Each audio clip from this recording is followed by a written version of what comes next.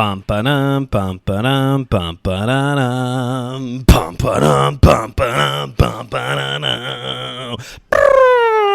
Yeah! Welcome back to My Seminary Life. I'm your host, Brandon Knight, and today is the annual Schoolz Out special. And today, for the Schoolz Out special, I am here to talk about the song that inspired the title of this annual episode, Schoolz Out by Alice Cooper. And yes, folks, I am here today for the third week in a row for a special edition here on the show. Last two episodes were also special editions. We had the 4-year anniversary special of the show, episode 200. And now, for those of you tuning in for the first time, Schoolz Out is the annual episode that comes out late May or at some point during June to commemorate the end of the school year and the start of summer break. And typically it is a fun, chill hangout episode. We're going to put all of the super deep theology to the side for a minute, just to have a little bit of fun here on the show. And since this is a music-themed episode, I've done a lot of music-themed episodes over the past year, and on purpose, by the way. I've actually really started to enjoy it. And since we now have a music-themed show here on the Schoolz Ministries podcast network, Some Joyful Noise, it's made producing music-related episodes even more appealing. And so, hello, all you Some Joyful Noise listeners. Thanks for tuning in and for checking out all of those music-themed episodes I've done over the past several months here on My Seminary Life. Come back for other stuff. Actually, I know of at least one more music-themed episode that I am planning on doing before the end of the year. So y'all will hear me at least one more time here when it comes to the music stuff. But like I said, here today we're talking about Alice Cooper's song Schoolz Out, and we're going to see how many times I can say Alice Cooper during this recording before producer Cooper comes running in. He is not named after Alice Cooper. Let's just make that clear. I'm not like some diehard Alice Cooper fan. I'm not against Alice Cooper either. I'm just, I know this song is what it really comes down to it. 70s rock isn't really my thing. A lot of those bands from that era, I think like Alice Cooper, Kiss, nothing wrong. I don't really, Black Sabbath, all those kinds of bands, like just haven't really spent time going back and listening to all of their music. That's so I know like the iconic songs that they're all known for, but just haven't really spent too much time going back and really diving into the rest of them. But talking today about the song Schoolz Out, which means we need to go back to the year 1972. Off the back of the band's success with their album Killer, Alice Cooper set out to release an album that was going to explode, and it did. The name of that album, their 5th studio album, Schoolz Out. Now again, today we're just talking about the single, the song Schoolz Out, but I guess if perchance you all really enjoy this review and want more Alice Cooper in your My Seminary Life diet, sentences that shouldn't exist, then maybe next year for Schoolz Out I'll sit down and do the whole album. And sure enough, the album exploded, and so did this song. It's by far one of the band's most recognizable songs, both domestically here in the U.S. and internationally as well. The song would go on to earn a certified silver certification in the UK, and at its highest, peaked Billboard's Hot 100 at number 7. And overall, at the year-end chart, it would top number 75 out of 100 on Billboard's Hot 100. In Canada, number 7. I love it. The Canadians were really into this song. In the year 2015, so about 10 years ago, the song was inducted into the Grammy Hall of Fame as well. last number stat for you all. This song would also go on to place number 326 on Rolling Stone's 500 greatest songs of all time. And I'm sure you're curious, so I'll go ahead and let you know. In the original list from Rolling Stone's top 500, number 1, Bob Dylan, Like a Rolling Stone. That seems slightly rigged, but that might be why in 2021 and 2024's revised list, number 1, Aretha Franklin, Respect. All right. That seems less suspicious. And actually, Bob Dylan's Like a Rolling Stone dropped to the number 4 position in this revised edition of the 500 greatest songs of all time. Now, as you can imagine, for those of you who weren't around in the year 1972, which is fine, I wasn't either. As you can imagine, there was a little bit of public outcry against this song, not just because it's rock music, but because of the nature of the theme of this song, speaking very openly about school being out, and that led many parents, teachers, principals to call for a boycott of the song and for radio stations to not play it, as they felt it would encourage a rebellious nature against childhood education, and kids would just stop showing up to school. Sure, that makes sense. And I mean, just look at the lyrics of the song here. Let's just look at the chorus. School's out for summer. School's out forever. I'm bored to pieces. Like, yeah, that would make sense that parents would and school teachers and principals would be like, I don't want my child listening to this song because it's going to encourage them to not want to go to school. Well, we got no class and we got no principal and we got no intelligence. We can't even think of a word that rhymes. Well, clever. 21 Pilots did that too. I wish I didn't have to rhyme every time I sang. I love that. And I just love, you know what? Let's just take a moment and be rebellious. Like, I just love these kinds of songs that are like kind of this rebellion, like, I don't want to go to school. That's the whole point of this song. And I'll get more into that here in a second. Like, this whole song is just about how Alice Cooper doesn't want to go to school and is singing about how, can't salute you, can't find a flag. Like, we're just not going to go to school. Or you look at like Beastie Boys, Fight for Your Right to Party, which is this ironic, like, the song is just dripping with irony, even though it like changed the identity of the boys themselves when it came out. Like, that song is actually supposed to be making fun of frat boys, what we would call F boys nowadays, basically. Like, just kind of that, like, do what you want, screw you to everybody. But the song is actually supposed to be making fun of that versus encouraging it, even though the popularity of the song like shifted how the boys all acted and made them horrible frat boys. Or We're Not Gonna Take It by Twisted Sister. Like, all these different kinds of songs that are just like teenage rebellion at its finest, of like, I don't want to listen to your rules. I don't want to go to school. I don't want to do these things. I'm not gonna take it. Like, still to this day, these kinds of songs just like give like this like fuel a little bit, at least for me. Like, again, I don't really listen to Alice Cooper or Twisted Sister beyond those songs, honestly.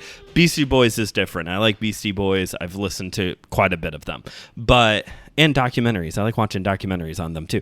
Anyway, but these kinds of like songs, like, at least for me, they still have a little bit of like fuel behind them, of like, that just kind of like pump up music. I don't really feel the need to have like a rebellious attitude anymore, unless it's like, I guess sometimes politically, there are some politically motivated things that I'm like, I don't really like that, but I don't really run to these kinds of songs for like fuel to feel rebellious against political things. If anything, these are the songs that I put on for like when I'm working out, or actually I have not podcast. I do have two of those. I have a playlist of music on Spotify that's only for when I grill. When I grill, I turn on this playlist, and it's kind of this combination of like, to me, what would be classic rock and 80s music, and then like current to me music, and even like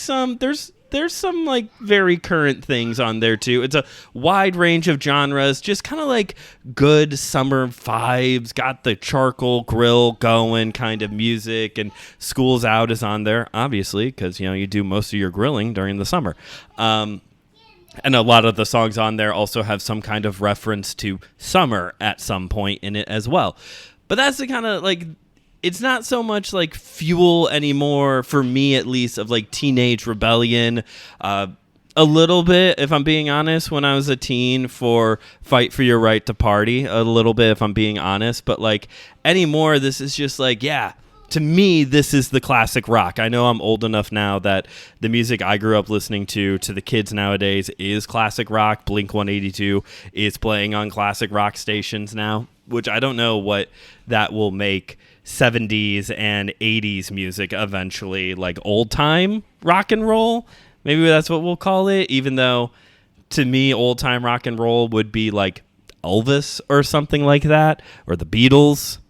Now, with this song coming out in the 70s by a rock band, the height of, using drugs and all that to write our music. I mean, that was a lot in the 60s, but still kind of going on here in the 70s. And we're getting more explicit, or using not coded, I don't want to say coded, because that gets into like all the weird, like alleged backtracking, hidden messages stuff, but kind of getting into all that like symbolic, like, oh, this song is actually about drugs or sex or all that. So I'm sure you're all really curious.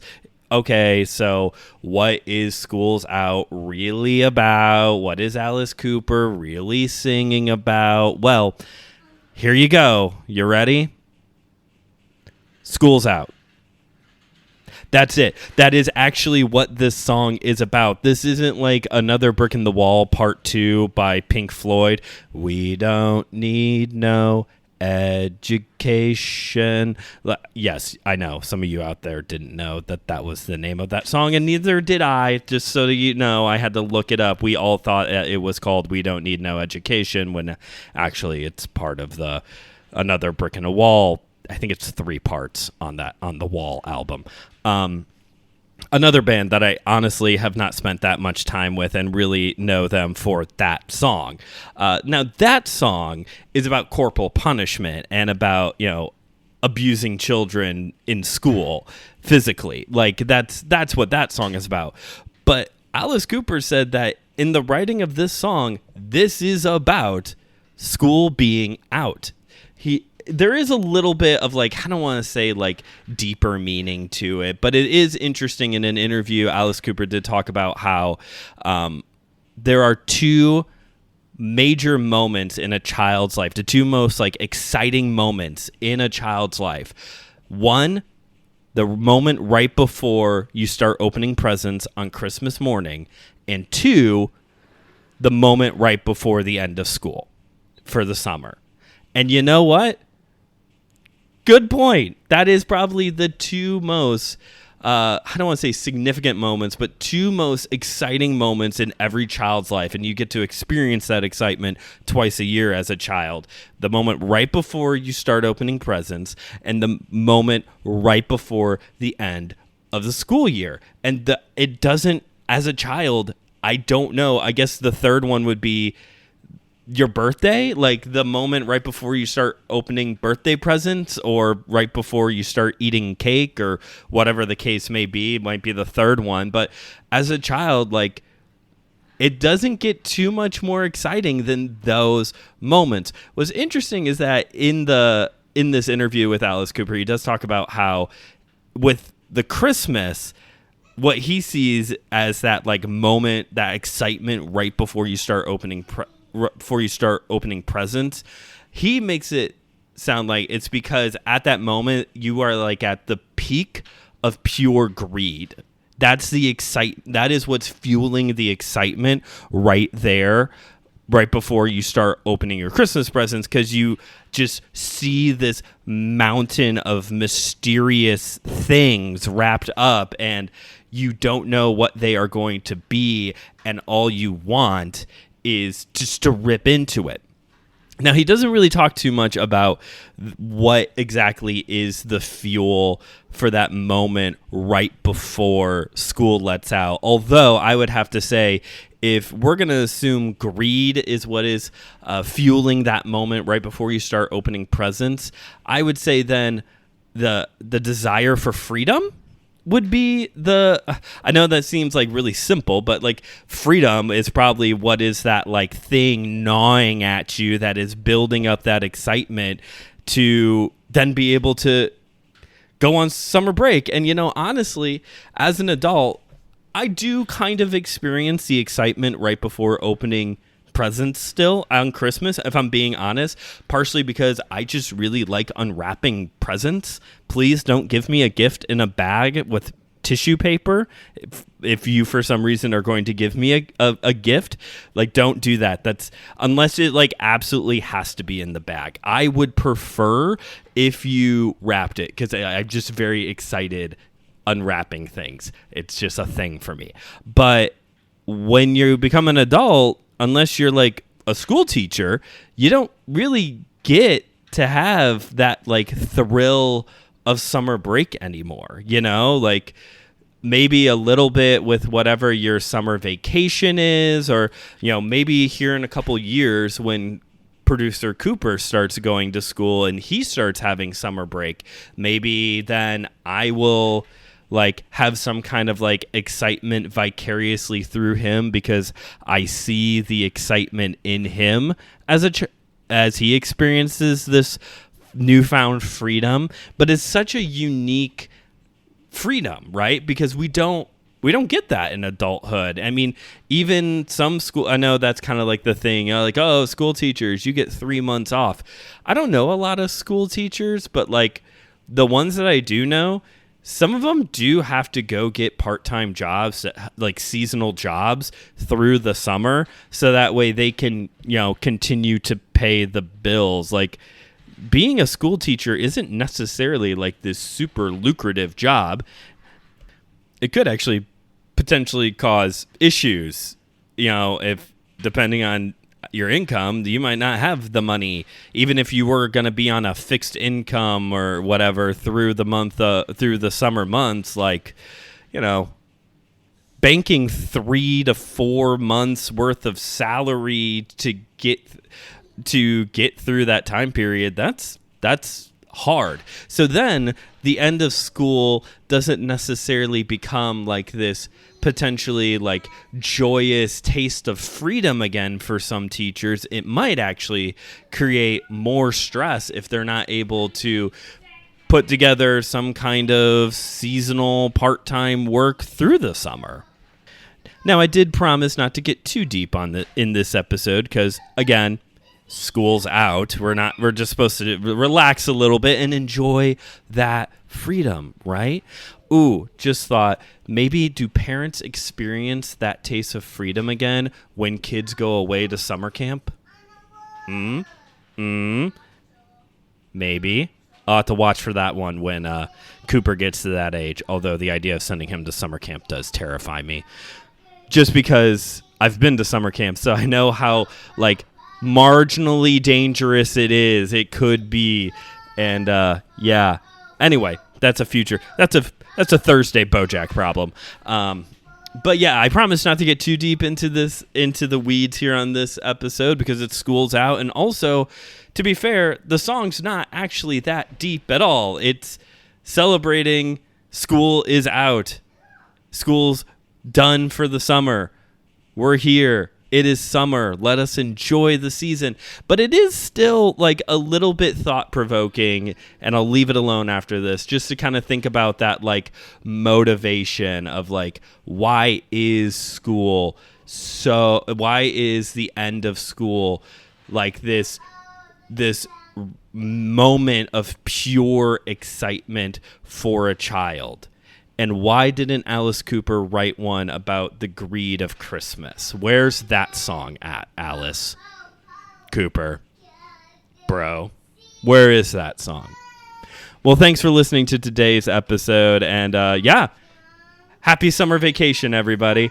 The show's not going anywhere, but, we're full swing into the summer season. And that means that thankfully, we are now all caught up on all of the specials that needed to happen over these past few weeks.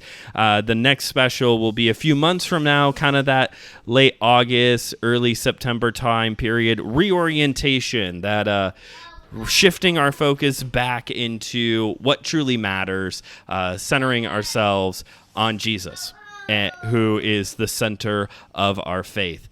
But got a few fun things planned to get us through this summer. Gonna circle back to a couple series that we've done in the past, do the micro style, mini series style, but until then, thank you all for listening to this episode. If you haven't yet already, please rate and review the show wherever you get your podcasts. Pass this episode along to a friend, especially somebody who is an Alice Cooper fan, I guess. Again, if this episode does really well, maybe I'll circle back next year and do the whole album next year. Make sure you check out the other great shows here on the Anna's Out Ministries podcast network, like The Homily, the Whole Church podcast, and of course my sister show, Kung Fu Pizza Party. You got a taste of the show last week with the Art of Peace review. And again, it's been a lot of Karate Kid the past few weeks. So if you're interested in checking out any of my reviews on the Karate Kid franchise, they're not that far back. And again, thanks for listening. We'll see you next time. This has been My Seminary Life, where I remind you as always that theology is for everyone, so keep on studying. And there you go. There's the actual MSL theme song to play you out.